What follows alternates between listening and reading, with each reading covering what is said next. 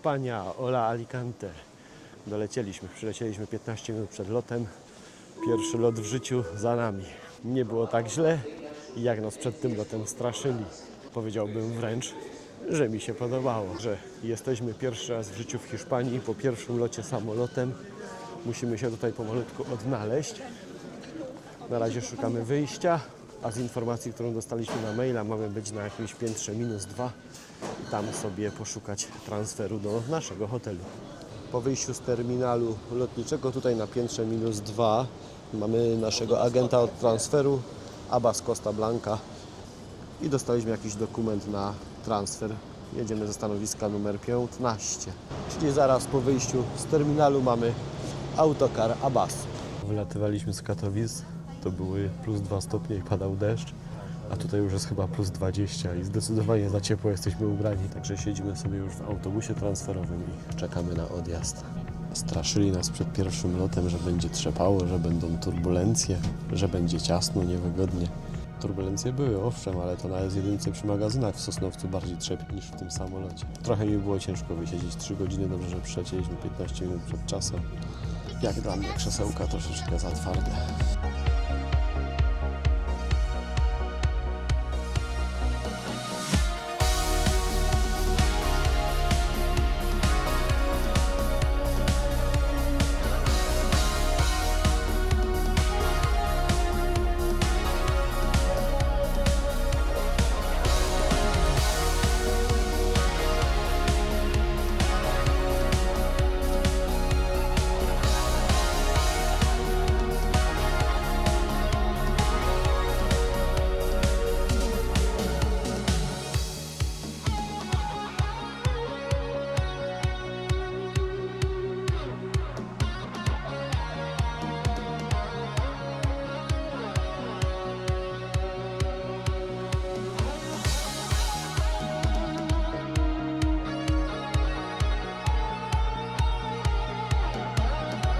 To jesteśmy pod samym hotelem, tam właśnie autokar jeszcze manewruje.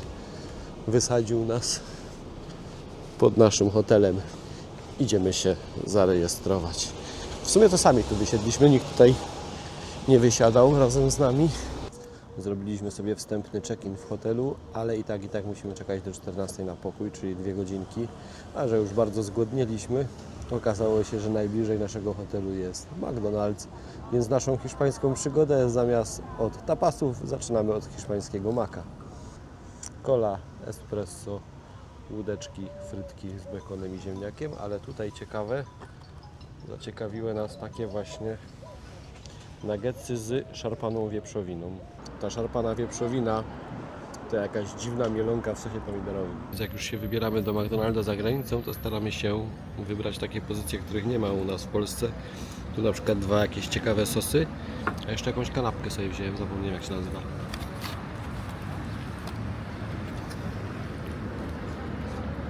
To śmieszna bułeczka z jakimś wędzonym sosem. 14 punktualnie doczekaliśmy się na swój pokój. 13:09. Mamy 2 karty do pokoju, już coś spadło. I już Wam szybciutko pokażę, jak wygląda pokój. Od razu przy wejściu po lewej stronie bardzo duża łazienka z dużym lustrem, umywalka, toaleta, bidet, bardzo duży prysznic, ręczniki, żel, szampon, mydełko do rąk też jest. Łazienka jest w porządku. Generalnie hotel już chyba lata świetności ma za sobą. 2 bardzo duże łóżka dwuosobowe, szafeczka nocna z lodówką, druga szafeczka, mały taki barek, kosz na śmieci, telewizor, bardzo duża szafa i mamy balkon. Na balkonie stoliczek, 2 krzesełka i taki mamy widok z balkonu na ten hiszpański Manhattan. W oddali widać morze, słychać nawet mewy. Czujemy się jak na wielkim blokowisku z widokiem na morze. A jak się nam już znudzi patrzenie w dal na morze, to tutaj pod nami mamy widok na basen hotelowy z leżaczkami. Tutaj druga część tego hotelu. Tam będziemy chodzić na śniadania i na kolację, bo w naszej części podobno restauracja jest w remoncie. No jak zapoznaliśmy się z pokojem, zrobiliśmy sobie spacerek po Benidormie, nasz pierwszy kontakt z plażą. Bardzo ładna, duża, szeroka, piaszczysta plaża. Bardzo szeroka promenada. Bardzo dużo różnistych restauracyjek, kawiarenek dookoła. Bardzo dużo chińskiej, azjatyckiej kuchni. Piasek fajny. Drobniutki, podobny jak nad Bałtykiem. I morze bardzo ładne, czyściutkie, przezroczyste. Nie za duże fale. Tam w oddali na tym wzniesieniu widać krzyż i punkt widokowy. Zobaczymy, czy znajdziemy chwilę, żeby się tam na tym naszym wyjeździe dostać, pooglądać ten Benidorm z tamtego punktu. Zobaczymy.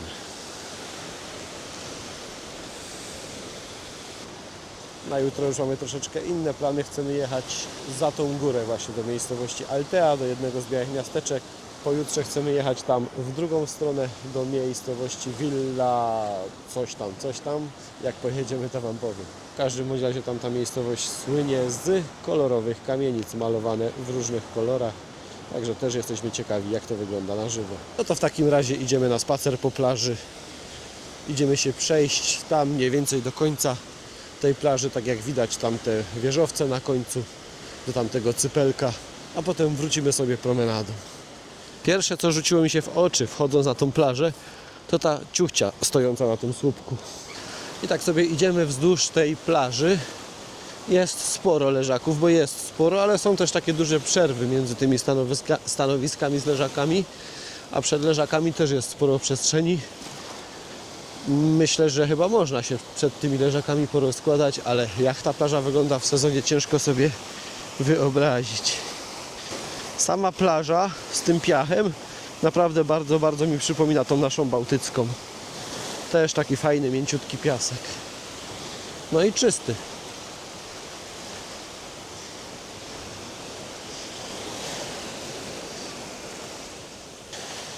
I żeby nie było zbyt miło, to koniec plaży wzdłuż morza, bo tutaj jak się kończy ta plaża, tu jest chyba jakaś taka zatoka i tutaj właśnie taki największy syf wywala na plażę. Jakieś takie resztki kory, drewna, czegoś takiego. I przyspacerowaliśmy do jednego z punktów widokowych na Benidorm. Mniej więcej stamtąd rozpoczęliśmy spacer, ale chcemy się jeszcze dostać tam, po drugiej stronie tej plaży, tam gdzie jest ta hiszpańska flaga. A przy okazji, między tymi punktami widokowymi, pokażę Wam piękną plażę z turkosową wodą.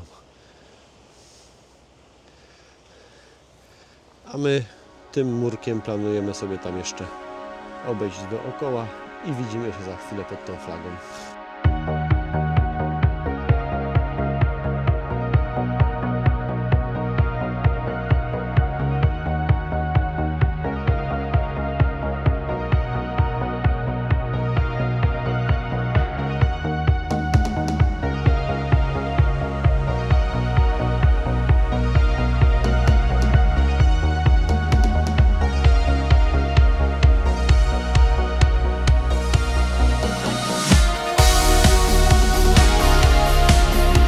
Tutaj już powolutku dochodzimy do tej flagi, do tego punktu widokowego, a tutaj przy okazji kolejna bardzo fajna, dzika plaża i w razie potrzeby prowadzi tu również droga asfaltowa i można tu bezproblemowo samochodem też dojechać.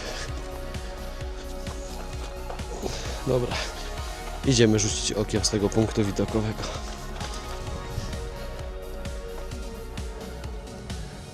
No i doszliśmy.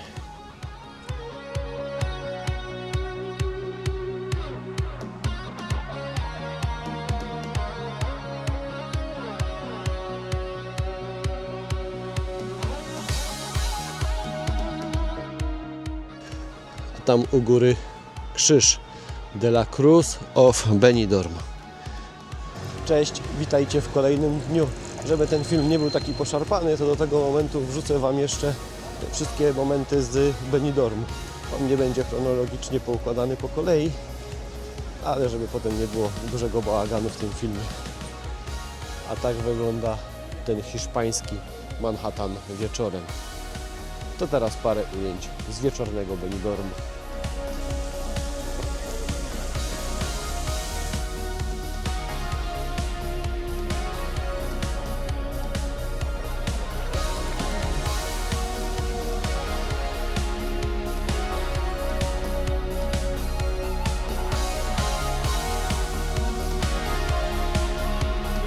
I takimi to jakimiś zakamarkami na Starym Mieście w Benidormie się wieczorem przechadzamy jeszcze.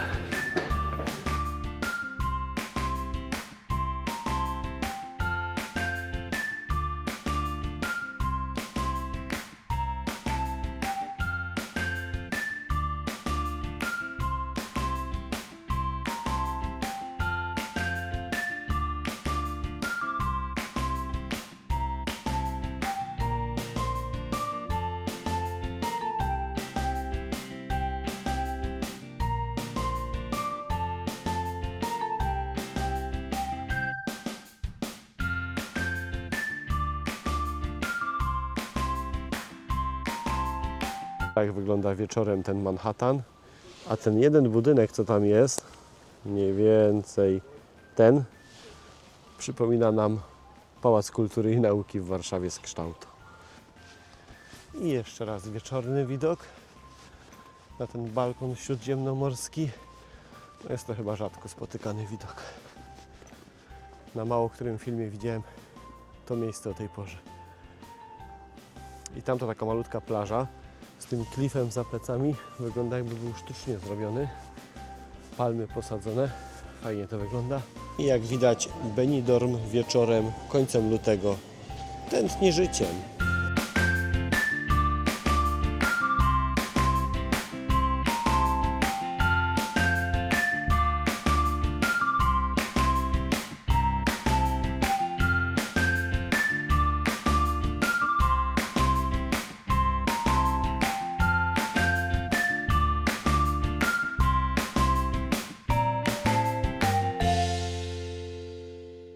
A dzisiaj wybieramy się na wycieczkę do miejscowości Altea, które jest nazywane hiszpańskim Santorini.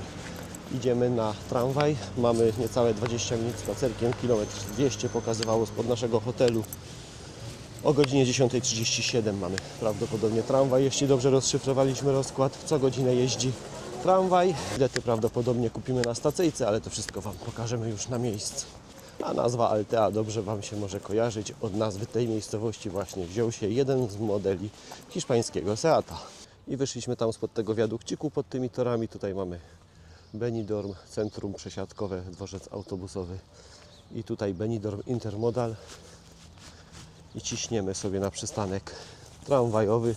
Chociaż wygląda to jak pociąg w sumie. Zobaczymy. Jeszcze musimy ogarnąć gdzieś maszynę do biletów. Zapytałem takiego pana, siedzi tutaj w samochodzie przy dworcu, nie wiem czy z jakiejś obsługi jest czy co, ale powiedział mi, że bilet kupimy w pociągu. Tutaj mamy tablicę z rozkładem jazdy, ale jakby ktoś chciał sobie aktualny rozkład jazdy sprawdzić, to tutaj jest strona internetowa.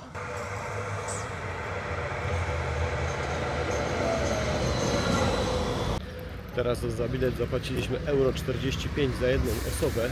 Dostaliśmy w dość dużej kolejce do automatu i takie starsze hiszpańskie małżeństwo, zanim ogarnęło tą maszynę, to przejechaliśmy 2 przystanki, przyglądając się, o co w niej działa, i przejechaliśmy ze strefy A do strefy B, dlatego mieliśmy trochę tańsze bilety. Zobaczymy, ile kosztuje taki pełny bilet na powrocie.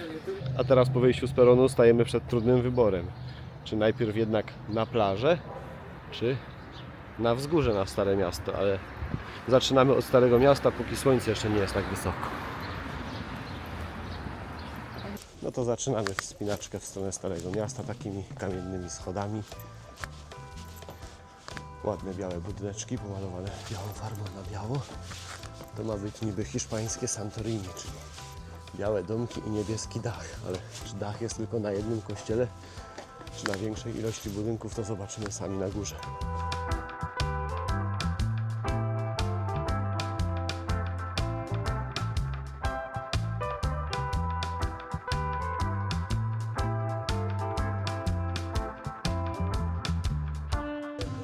Mamy takie skrzyżowanie, ale my się trzymamy tego oznaczenia, Idziemy najpierw do tej niebieskiej kopuły.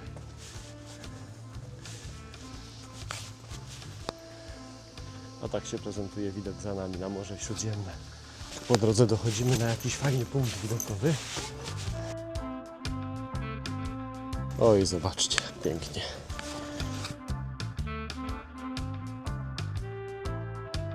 I w drugą stronę.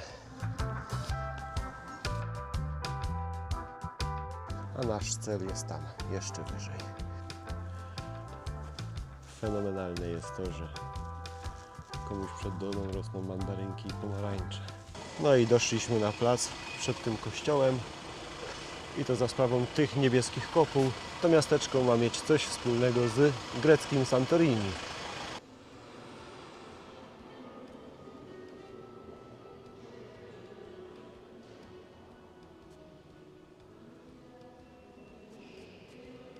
I tutaj w tym kościele znajduje się jakieś muzeum.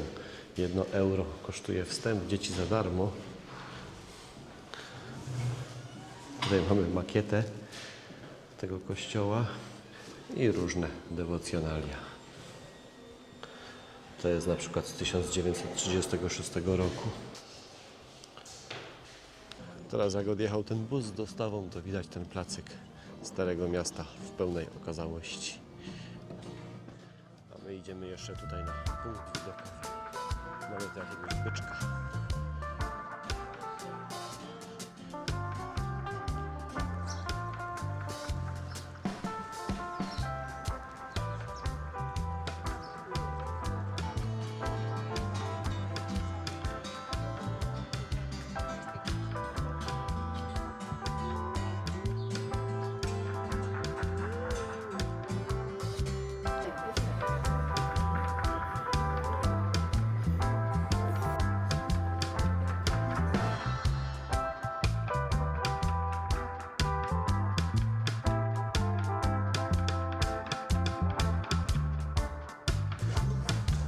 Stare miasto w Altea jest bardzo malutkie do przejścia w kilkanaście minut. Wracamy się już pomalutku równoległą drogą. W tyle znowu widać tą niebieską kopułę z tego kościoła, w którym przed chwilą byliśmy. Praktycznie pod samym kościołem znaleźliśmy prawdziwego fana Zygzaka McQueena. Brawo!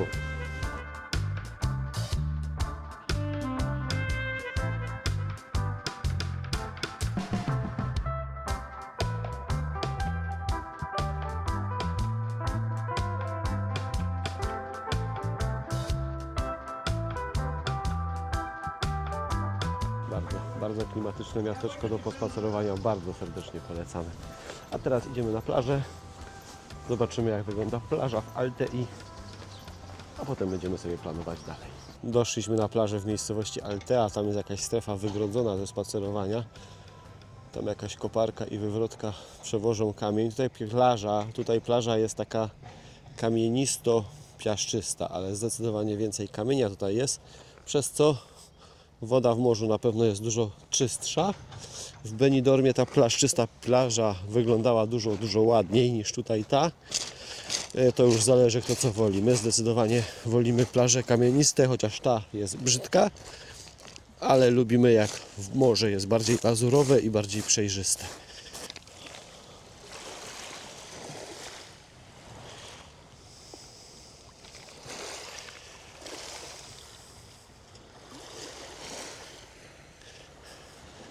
A wejdziemy sobie na to molo z tych kamieni.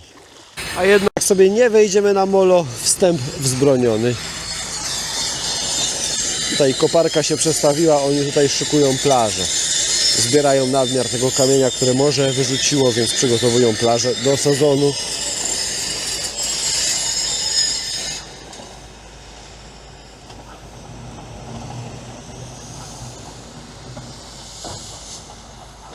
Ładnie tutaj. W miejscowości Altea jest też taka dosyć wąska promenada, ale można się przespacerować wzdłuż morza.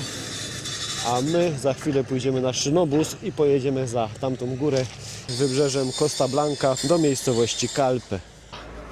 Jak przygotują tą plażę i będzie cała ładna kamienista, to miasto będzie bardzo fajne. I ta promenada i te kafejki tutaj nie wyglądają tak kiczowato jak w samym Benidormie. Także jeżeli ktoś myśli o miejscowości Altea, to myślę, że jest to do rozważenia. I ostatni rzut oka na miejscowość Altea z dworca. I czekamy na swoją kolejkę w kierunku Kalpe.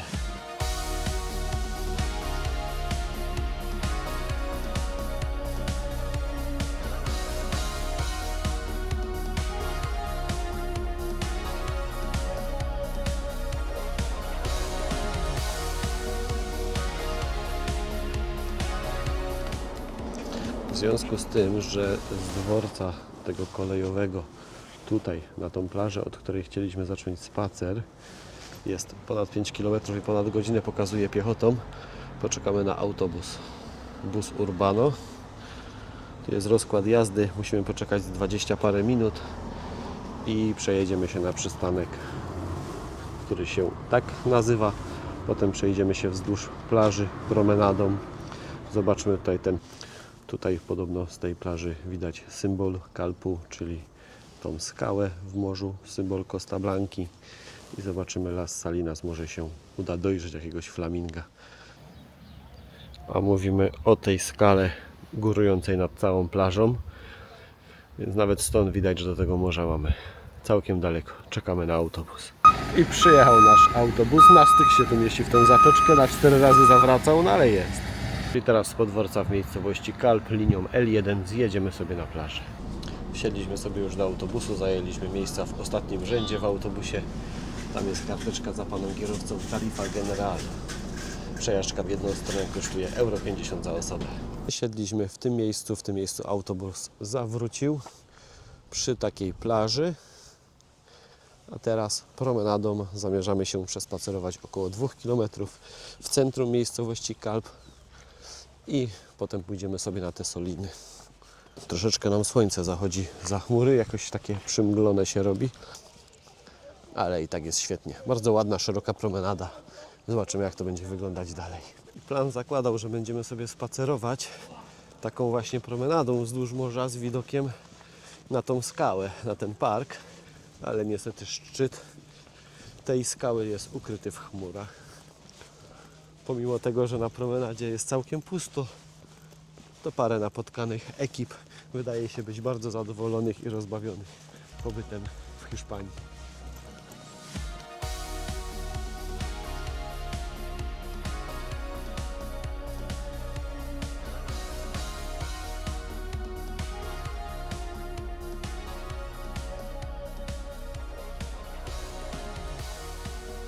Autentycznie podoba mi się w tej miejscowości. Samo to, że ta promenada nie jest tak prostą linią zrobiona, tylko takie wygibasy porobili. Bardzo szeroka, piaszczysta plaża. Fajnie, fajnie. Dochodzimy sobie pomalutku pod tą skałę i schodzą powoli chmury. Zaczyna być widać szczyt tej skały. Wyszło słoneczko. Słychać mewy. Trochę ludzi na plaży jest. Nawet są tacy, co się kąpią. Jest klimacik. No i z plaży przeszliśmy szybciutko do części portowej miasta. Wyszło słońce, praktycznie stoimy pod samiutką tą skałą.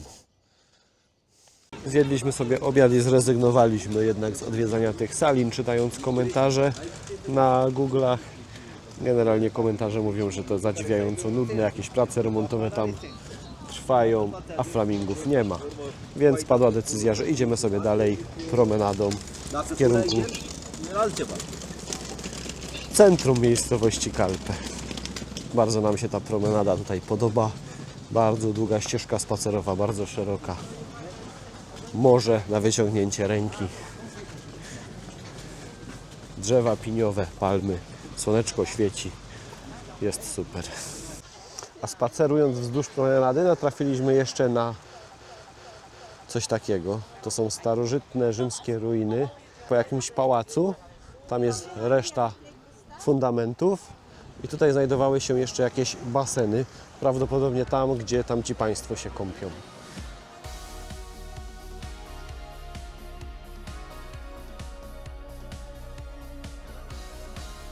No i tak się akurat złożyło, że tak czy siak przechodziliśmy koło tego Salinas i dowód na to, że nie warto wierzyć temu, co piszą w internecie. Są flamingi, naprawdę żyją tu flamingi na dziko. Fajnie. Przy okazji, jak doszliśmy na przystanek, z którego będziemy odjeżdżać na kolejkę, to tutaj mamy bardzo fajny punkt widokowy na tą salinę i na te flamingi. To jesteśmy już po naszej wycieczce do Altei i miejscowości Kalp na wybrzeżu Costa Blanca.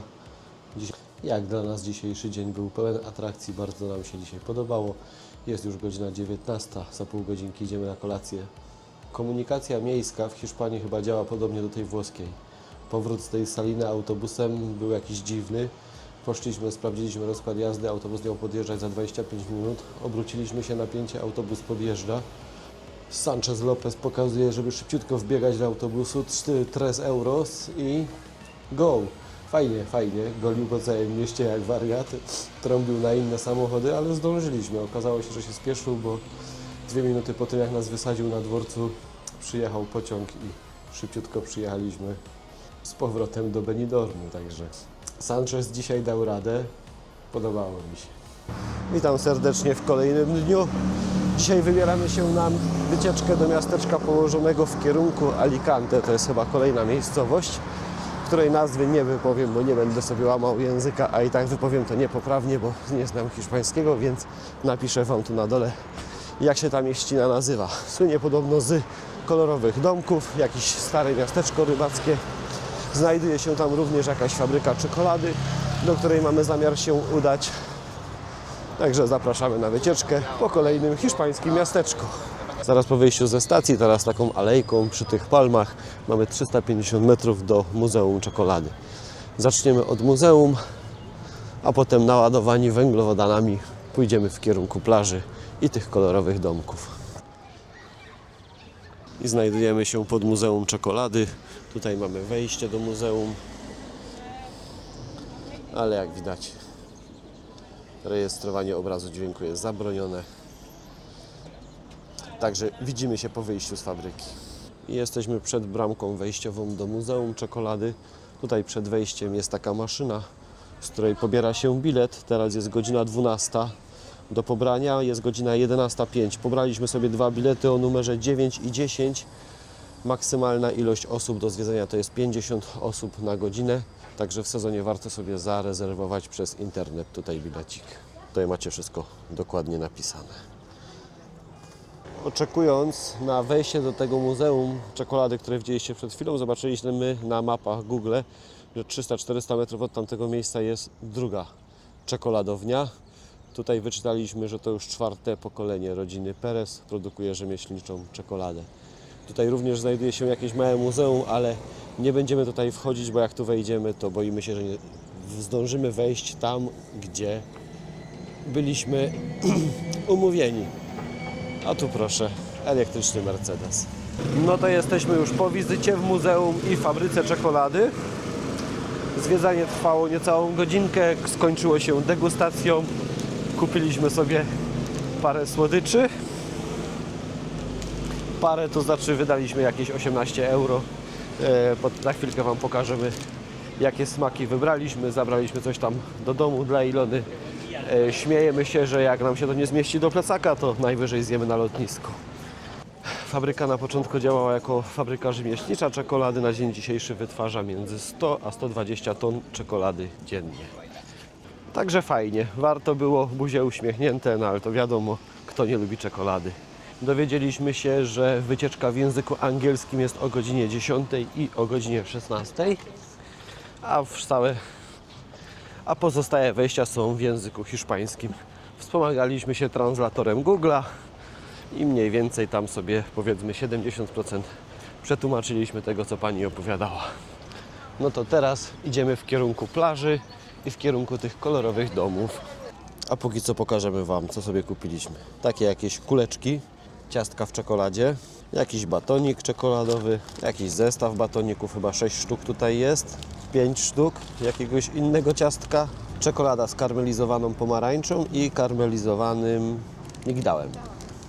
Czekolada o smaku ciastek, jakaś dwukolorowa i jeszcze czekolada też dwukolorowa, mleczna z karmelem.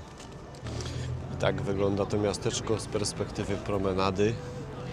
Bardzo ładnie, kolorowo i na pierwszy rzut oka Te kolorowe domki kojarzą nam się z włoskim Murano. Bardzo podobny klimat. Tylko tutaj są palmy, piękna piaszczysta plaża. Normalnie jak w tropikach. Wygląda widok jeszcze na tą miejscowość z falochronu, z takiego ala molo. Pięknie to morze tu wygląda.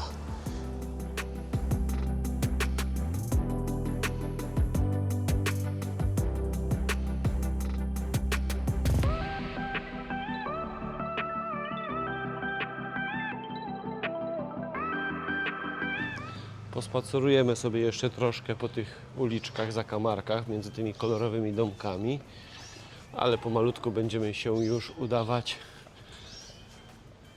na dworzec i wracamy do Benidormu, bo troszeczkę zbyt intensywne były 2 ostatnie dni i już się czujemy troszeczkę zmęczeni. Także myślę, że czas też troszeczkę skorzystać z infrastruktury hotelowej, pokorzystać z basenu. Pójdziemy może na plażę. Trzeba też troszkę odpocząć na tym urlopie.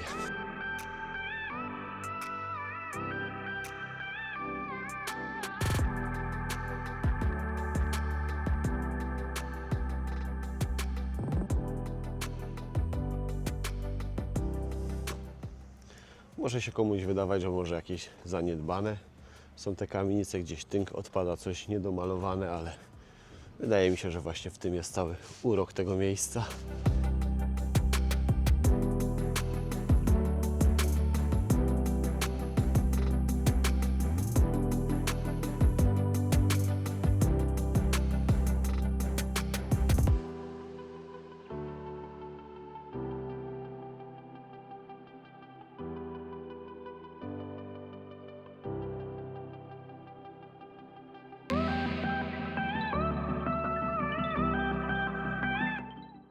I wracając jeszcze z plaży w stronę kolejki do Benidormu, wstąpiliśmy do tej kawiarni z tej fabryki czekolady, w której byliśmy. Menu jest tak rozległe, że nie potrafiliśmy się zdecydować. Mnóstwo rodzajów czekolad, churrosy z czekoladą do maczania, kakao, jest na przykład deska degustacyjna różnych czekolad podawanych w różnych temperaturach. Są pancake'i, różnego rodzaju ciasta, mrożone kawy, szejki, desery lodowe z tymi ciastkami, które były produkowane w tej fabryce. To miejsce wygląda jak raj dla łasuchów. Dostałem już swoją czekoladę do picia, Emilia swoją z bitą śmietaną i churrosy, ale te churrosy są grubsze niż palec. Ja sobie wybrałem wersję jakąś churros supreme. Churrosy polane mleczną czekoladą z gałką lodów, też polaną czekoladą. Dobrze, że jeszcze nie mam cukrzycy. Opuszczamy to miejsce rozpusty. Za to wszystko zapłaciliśmy niecałe 15 euro, ale było przepysznie. Jeszcze tak dobrych, chrupiących churrosów w życiu nie jedliśmy. A o czekoladzie to już nawet nie wspominam. To kończymy pomału naszą wizytę w tym kolorowym miasteczku. Czekamy już sobie na tramwaj. Rano kupiliśmy bilet w 2 strony, wyszło po 2,50 za osobę tam i z powrotem, czyli 5 za nas 2. Bardzo fajne miasto. Myślę, że byłoby tutaj co robić, gdzie pospacerować między tymi kolorowymi domkami. Bardzo duża, szeroka plaża. Można powiedzieć, że my tak pobieżnie tylko przelecieliśmy przez to miasteczko, ale już dzisiaj nie mamy siły na głębszą eksplorację. Te 2 poprzednie dni już były zbyt intensywne dla nas. Wracamy do hotelu. Tak jak mówiłem, pokorzystamy jeszcze z infrastruktury hotelowej. Dzisiaj o 22 mamy już wylot, już zrobiliśmy sobie check-out. W hotelu zostawiliśmy bagaże w poczekalni hotelowej. Przyszliśmy sobie w ciągu dnia jeszcze na balkon śródziemnomorski i jeszcze spacerujemy dzisiaj po Benidormie.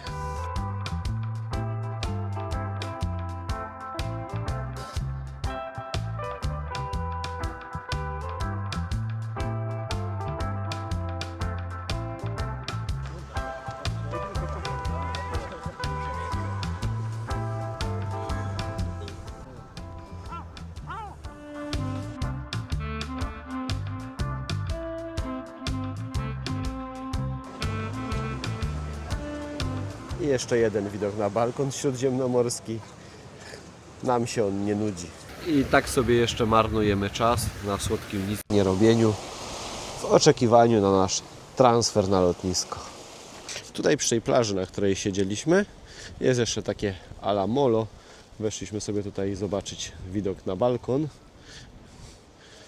Po drugiej stronie jest port w Benidormie. Właśnie przypłynęła ta żółto-czerwona łódka. To jest jakiś submarine. A za chwilę przejdziemy się do tego punktu widokowego, to jeszcze Wam pokażę widok na Manhattan. Ten widok na Manhattan Hiszpanii, można powiedzieć, że prawie z perspektywy wody. Podeszliśmy sobie pod restaurantę 22. Widzieliśmy to na filmie, to na szlak. Pozdrowionka serdeczne, ale niestety pozamykane to na 4 spusty. Na Google'ach jest informacja, że od 12 do 17 otwarte, ale niestety chyba w lutym jeszcze nie działają. Także dobrze, że przyszliśmy sobie tutaj troszeczkę wcześniej się rozeznać, bo jest 13:30. W takim razie pójdziemy sobie poszukać obiadu gdzie indziej. Mniej więcej po 17 chcemy iść jeszcze posiedzieć w lobby hotelowym, podładować sobie telefony, żeby nam się bateria nie skończyła przy wsiadaniu na samolot, żeby mieć dostęp do biletów. Ale w takim razie idziemy się jeszcze pokręcić po Benidormie i teraz czasami nie wiemy, na co mamy ochotę na obiad. Tutaj w parku w Benidormie jest jeszcze mnóstwo białych gołębi i tutaj te gołębie obsiadają ludzi.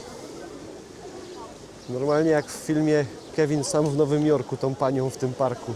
Czyli kolejne podobieństwo Benidormu do Manhattanu. Tutaj gołębie obsiadają ludzi, jak na Central Parku na Manhattanie w Nowym Jorku. Trafiliśmy do takiej restauracji Marisquiera Cordoba 4.4 na Google, 7700 opinii. Dostaliśmy jakieś czekadełko, masełko czosnkowe z jakimiś bagietkami, mamy już napoje.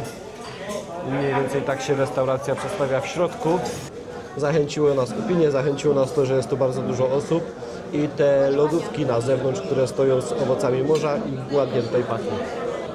Zapytałem się, na szczęście można zamówić paelle dla jednej osoby, bo generalnie w menu pisze, że możliwe jest zamówienie tylko paelli dla 2 osób, ale widocznie jest tak duży ruch, że są w stanie dzielić porcje. I przyszły już nasze zamówienia. Emilia sobie zamówiła baby kalmary z frytkami, a ja mam paellę z owocami morza. Wygląda apetycznie. Wygląda ta restauracja z zewnątrz, w której jedliśmy.